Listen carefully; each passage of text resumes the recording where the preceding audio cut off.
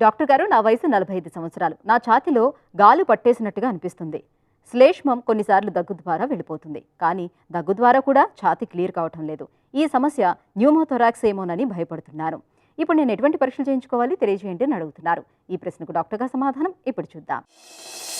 మెయిన్గా మీకు ఛాతీలో పట్టేసినట్టు అవుతుంది అంటున్నారు. సో దాంతో మీకు న్యూమోథొరాక్స్ అనే డౌట్ వచ్చింది. సో న్యూమోథొరాక్స్ అనేది ఏంటంటే మనకు ఊపిరితిత్తులు బయట ఒక రెండు పొరలు ఉంటాయి. ఆ రెండు పొరల మధ్యలో ఎప్పుడైతే ఎయిర్ అనేది గాలి జమ అయినట్టుందో దానికి న్యూమోథొరాక్స్ అని అంటారు. సో మెయిన్గా మనకు న్యూమోథొరాక్స్ అని వచ్చినప్పుడు అది చెస్ట్ ఎక్స్రే ద్వారా డయాగ్నోస్ అవుతుంది. ఓన్లీ మనకి ఛాతీ పట్టేసినట్టయితే దాంతో మనం డయాగ్నోస్ చేయడం కొంచెం కష్టం. దాంతోపాటు అదర్ అసోసియేటెడ్ సిమ్టమ్స్ ఏమన్నా ఉన్నాయా, మెయిన్గా దగ్గు ఏమన్నా ఉందా, దాంతోపాటు ఏమన్నా ఆయాసం అనేది ఎక్కువగా రావడం అనేది జరుగుతుందా, అండ్ ఆక్సిజన్ లెవెల్స్ అనేది ఎంత మెయింటైన్ అవుతున్నాయి చూసుకొని దాని ప్రకారం మనం చెస్ట్ ఎక్స్రే అనేది చేయించి దాంట్లో న్యూమోథొరాక్స్ ఒకవేళ ఉన్నట్టయితే అప్పుడు ఆ న్యూమోథొరాక్స్ అంటే ఆ గాలి జమ అయింది కాబట్టి పైప్ పద్ధతి ద్వారా తీయాల్సిన అవసరం ఉంది. సో ఆ న్యూమోథొరాక్స్ కనుక ఉన్నట్టయితే మనం బయట నుంచి ఒక చిన్న ఇన్సిషన్ ఇచ్చేసి పైప్ లోపల పెట్టి దాంతో నెగిటివ్ ప్రెషర్ ద్వారా మన గాలి అనేది బయటికి రావడం అనేది జరుగుతుంది. ఆ న్యూమోథొరాక్స్ సమస్య గనక